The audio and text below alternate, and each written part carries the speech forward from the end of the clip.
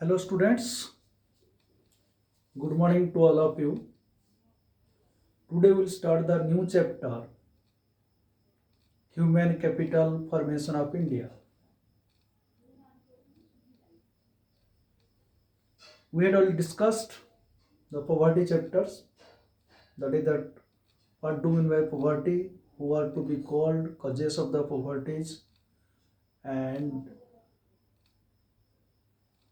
different kinds of poverty alleviation programs or how to remove the poverties.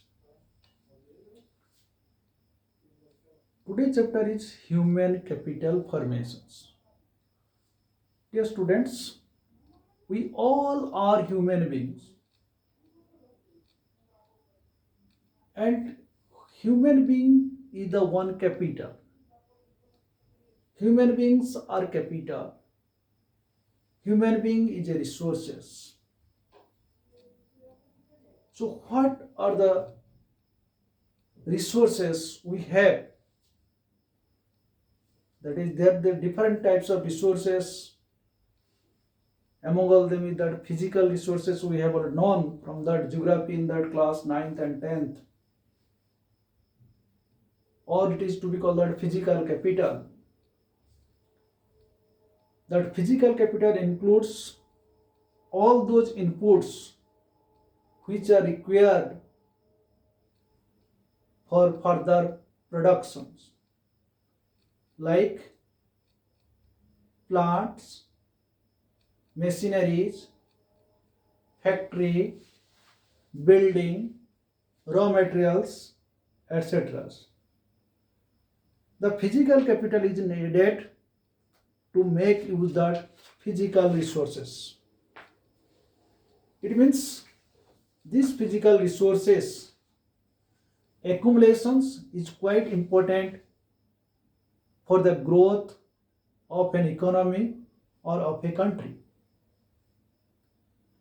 The ownership of physical capital is outcome of the conscious decisions of the owners or that entrepreneurs, because the entrepreneurs possess the knowledge or the skill to calculate the expected rate of return for the range of investments, and then rationally decides which one of the investment should be made.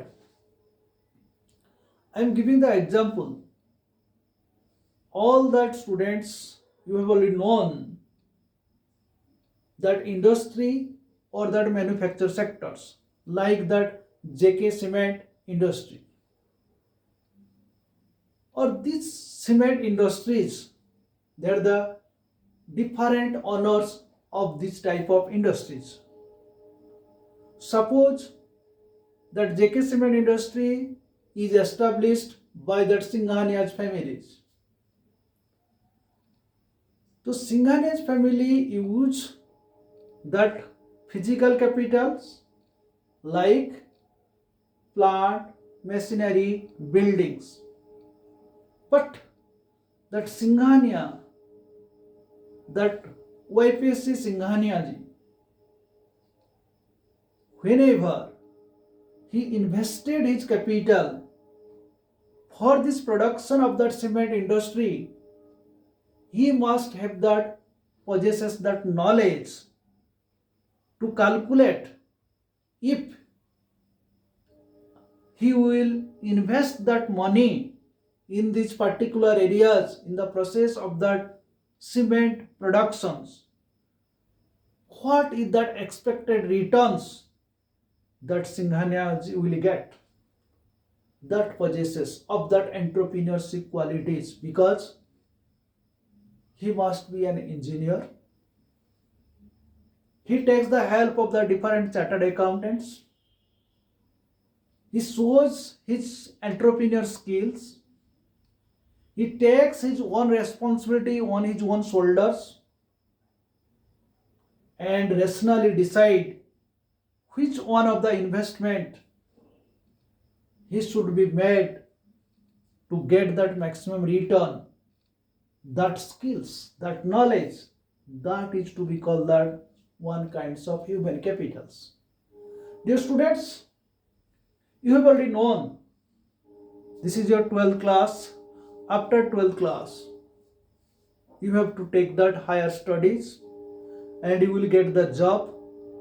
Somebody will start that industries after the MBA or any kinds of different types of completing your education or that taking the different kinds of degree courses. So this physical capital formation mainly an economic and technical process. But to run that industries, we need that human resources. Because if there will be no human resources, the use of that physical resources are useless. That is why what that human being possesses, the knowledge, the skill, what the potentialities that human beings have, how that potential quality can be developed or which help that potential quality to the growth of a country, that is to be called that human capital formations. So here one sentence is written, human capital can be defined as the body of knowledge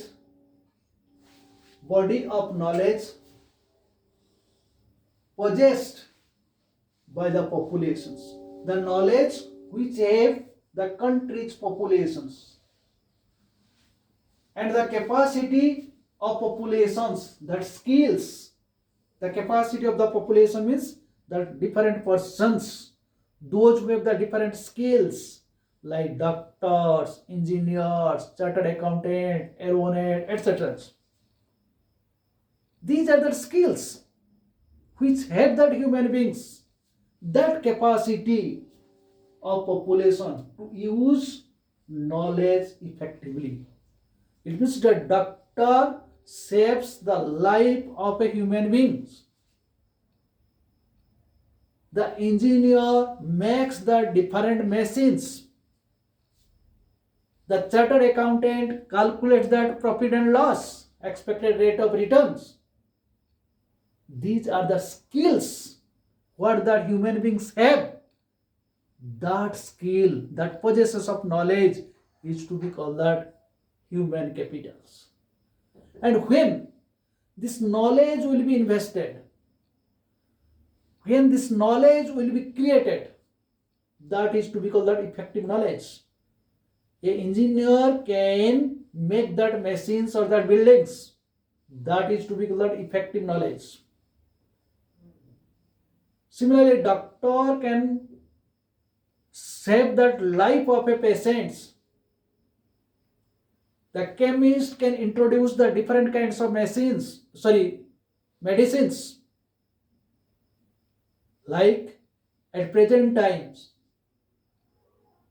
the different chemists, doctors, they are in the process how they can find out that medicine of that COVID-19 pandemic situation cases. So without these health facilities, the human being cannot progress.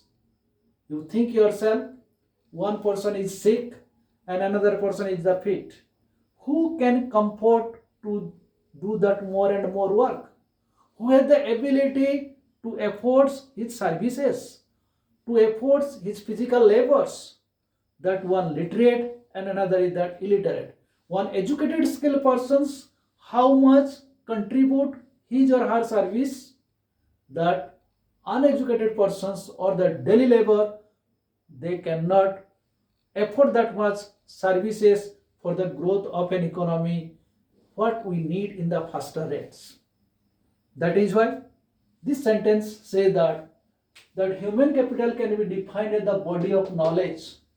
It means the person should be physically fit, mentally fit, and what knowledges that persons have, that person should be used in effectively to produce that product or for the growth of a country, that is to be called the human capital formations. So every nation requires that human beings. Every country needs that skills. Every country needs that ability. Every country needs that educations or that more knowledge and knowledge. So human capital is needed to make use of physical capital. If that human being will not be used his skill, that human capital, then that physical capital is useless. So human capital means or it refers to the stock of skill. A country में यदि जितना engineer है doctor है that country has that possesses that more effective knowledge and it helps to that economic growth of an economy. That is why it refers to the stock of skill, ability, expertise, educations, knowledge, etc. among the peoples, that is to be called that human capitals. So to growth of these human capitals, to develop of this inherent quality of the human capitals, what are the qualities the human beings have, that is that hidden.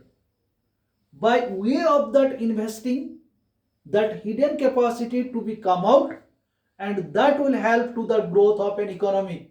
For examples, if you will sit at home and you will not take that educations like different kinds of degree, your knowledge cannot be get you out. So when you have no knowledge, so you will not be effort to growth of your economy. You will not be competent to the growth of an economy, to growth of a country, that you have to make your competent yourselves. That is to be called that human capital. And when it will be invested, it means that is the most important factor in the educations or the literacy rates. Remember it, those countries have that more literacy rate, that country has that more developed. That country has that more per capita income, that country has that more national income, or that country has that GDP. So education is the most important factors that creates the skill, that creates the ability, that creates the expertise, that creates the knowledge. So education is the key factors for the growth of an economy. Education is the backbone for the development of an economy. But some of the persons, they don't try to understand. Well, education is nothing. God knows. If that educationist person will say that teachers are nothing, then God gives that bless, God gives that advice that please don't say like this. आप जो IAS officer हो कि कोई collector हो, कोई बड़ा doctor हो, कि बड़ा इंजीनियर हो, कितना भी बड़ा ऑफिसर है, ये बिना एजुकेशन से कुछ नहीं कर सकते हैं. So education the root cause for the development of an economy. That is why it is said by Professor Whipple, a nation's true wealth is neither in its land, water, nor in forest and mines, nor in flock or herds, nor in dollars or rupees, but in its wealthy and happy men, women and children. Then that the country can progress, that society can progress, the country can growth, the country can develop, or that is to be called that help to that economic growth, or that is to be known as that physical capital formation will help to the development of an economy.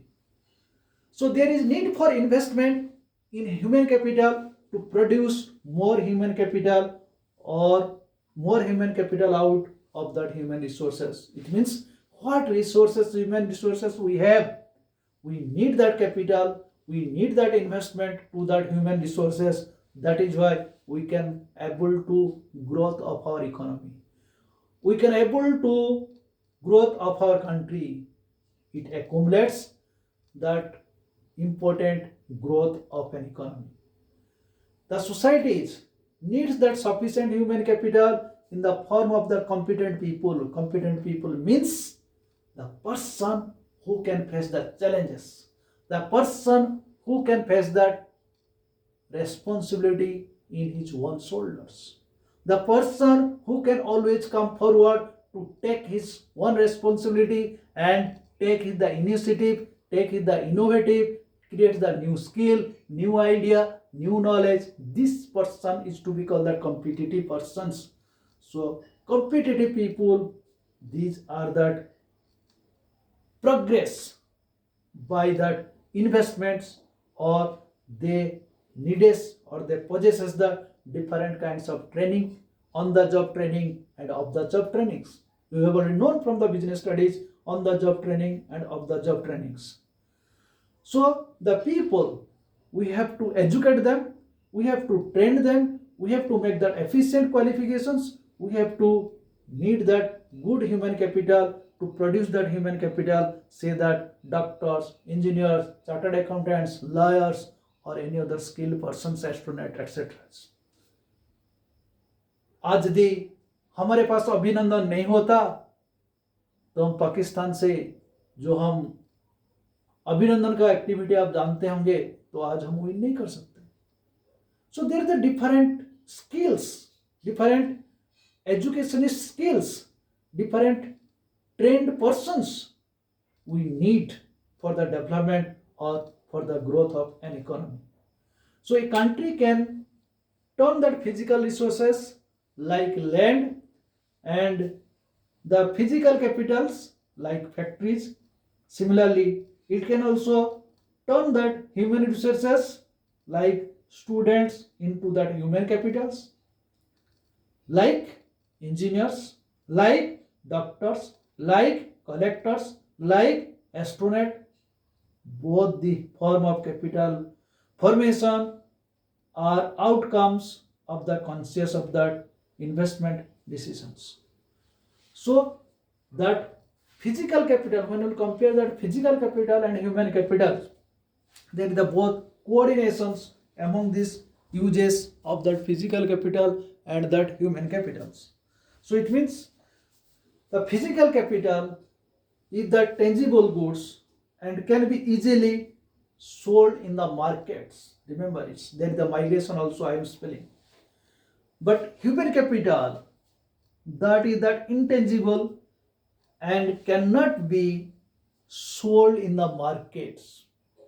Remember, it's physical capital like land, like forest, like water. These are tangibles and can be easily sold in the market, but human capital is intangible and cannot be sold in the markets. And that human capitals, and compare with that physical capitals like land, buildings, machines, it depreciates with the passage of times. Commerce student, you know the depreciations. Economic student, we have already discussed the depreciations, that is wear and tear charges, expected of obsolescence, or that is the consumption of fixed capitals. All these points we have already detailed discussions in that macroeconomics.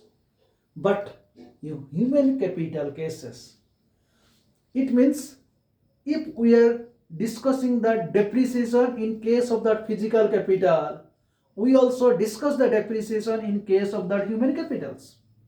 So depreciation in human capital can be reduced by making that continuous investments in educations and health. Educations and health both are complementary to increase our productivity, efficient utilization of resources, human resources. So that is why there is a some extent it is the difference between physical capital and human capitals. But remember it that it is more mobile between the countries. Physical capital can be sold or transferred from one country to one country. But human capital, which is mobile but less mobile. How many people they are working in the foreign countries? Very less. That is why it is to be called that less mobile between the countries as compared to that physical capitals.